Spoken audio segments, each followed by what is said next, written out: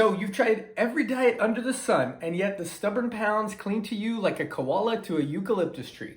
Enter carb cycling, the dietary equivalent of playing hard to get with your metabolism. It's like telling your body, today we feast on pasta, and the next day, just kidding, it's salad time. I'm Nick Garcia, holistic nutritionist and certified nutrition coach, and I've helped over 14,000 people with my health-focused fat loss programs. My claim to fame is I'm the most copied health author on Pinterest. So stick with me to the end of this video and I'll send you a copy of my free 24-hour carb cycling reset guide. I've been down the road before, counting every calorie, even those in water. Just kidding, water's still safe for now. But carb cycling is the way to go. It's a refreshing twist in the weight loss saga. It's not about banishing carbs to the shadow realm, but timing them just right, like a culinary cha-cha. Let's dive into how this approach might be the key to unlocking stubborn weight loss. So let's understand carb cycling. So there I was, staring at a plate of broccoli, dreaming of a giant bowl of pasta. That's when I stumbled upon carb cycling. It sounded like a fancy diet plan where you'd eat your carbs with the side of bicycle crunches. Spoiler alert, it's not. Carb cycling is essentially playing peekaboo with your carbs. Some days you're all in, loading up on carbs like there's no tomorrow. Let's call these feast days. And other days you gaze longingly at the piece of bread from afar, dramatically reducing your carb intake. Let's call those famine days. Here's the kicker. By switching between these high carb and low carb days, you're supposed to trick your body into burning fat more efficiently. It's like telling your metabolism, guess what? You're not the boss of me. The main idea here is to align your high carb days with heavy workout sessions or any type of exercise you can do. Your body uses the extra energy for muscle recovery and growth rather than storing it. On the low carb days, you're more likely to create a calorie and a carb and glucose deficit, which nudges your body to burn stored fat for fuel. Honestly, it feels like a diet made for people who can't decide whether they love or hate carbs. And I'm definitely in that category. All right, let's talk a little bit about the science behind carb cycling.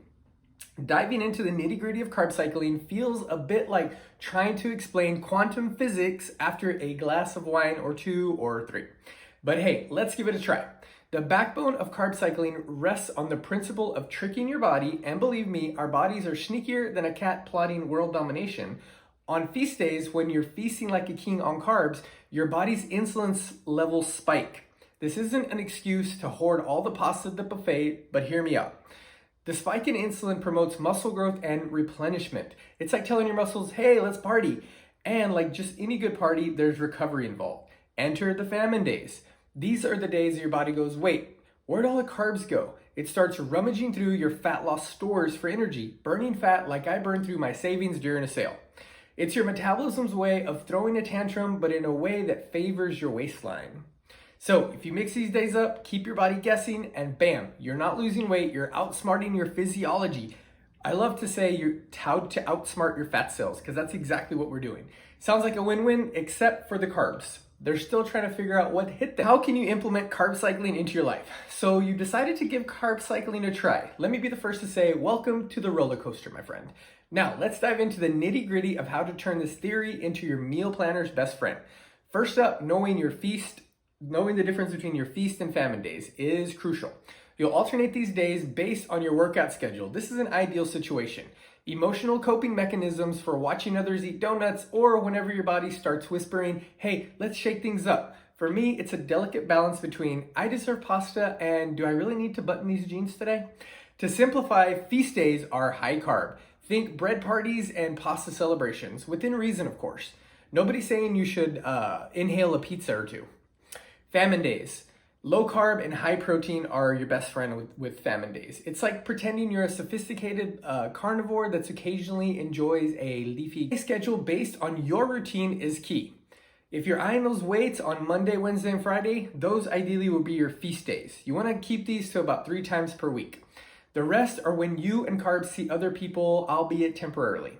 I use a color-coded calendar because it's easier to follow and it makes my fridge look smarter and prettier. Plus, planning helps me avoid the temptation of diving headfirst into a bag of chips every afternoon. Remember, the goal isn't perfection, it's progress. And sneaking in a cookie or two on a famine day, let's just say I won't tell if you don't. Let's talk benefits of carb cycling for weight loss. Let's talk benefits. That's the reason you're all here. You clicked on this video to learn about how to carb cycle for weight loss. First off, carb cycling is not a fancy way to say eat pasta on leg day. It's got some serious perks when it comes to shedding those pesky pounds, especially to keep them off, because the main reason why I love carb cycling, aside from being able to eat some of the carbs that I used to not be able to eat, is because it's sustainable and it's achievable, because you don't have to give up a macronutrient like carbs, because you shouldn't. It's your primary fuel source. Despite what my carb-loving heart wishes, it isn't a magic spell where I can whisper abracadabra over a bowl of spaghetti and watch the scale drop, but it's pretty close. So you start by alternating your carb intake, high on workout days and low when I'm more sedentary, like my Netflix marathon days. What did I notice? First, my energy levels. On high carb days, I'm like a squirrel after an espresso shot, zooming through my workouts. On low carb days, I'm not dragging myself around either, thanks to those healthy fats and proteins keeping my energy level stable. Now let's talk fat loss. Here's the deal. Your body gets super efficient at burning fat for fuel on these lower carb days, and then it uses the high carb days to refuel and recover. It's like tricking your metabolism into working overtime without it throwing a temper tantrum. And don't get me started on the flexibility. I love that you don't have to bid adieu to my beloved carbs forever. This method lets me enjoy in a way that actually benefits my weight loss goals. Carb cycling, more like carb collaborating, am I right? All right, let's wrap up this video with some tips for successful carb cycling. So you're diving into carb cycling, great choice. Let me share a few golden nuggets of wisdom to keep you from hitting a wall, or worse, a donut shop on a low carb day. First off, planning is your new best friend. I'm not talking about just scribbling notes on a napkin. Get as detailed as you can with it. Know what high carb day falls on your best friend's wedding so you can dive into all the cake guilt-free. Similarly, align low carb days with your Netflix marathons. Who needs carbs when you're glued to the couch? Speaking of couches, don't become a permanent fixture on yours. Exercise is crucial, especially on high carb days. Think of it as your old personal science experiment. Those carbs are fuel for your muscles, turning your workout into a meh to yeah. Hydration is also a super key player. Sometimes our bodies are like needy plants, confusing thirst for hunger. Drink plenty of water and you might sidestep unnecessary snacking that could throw off your carb cycling mojo.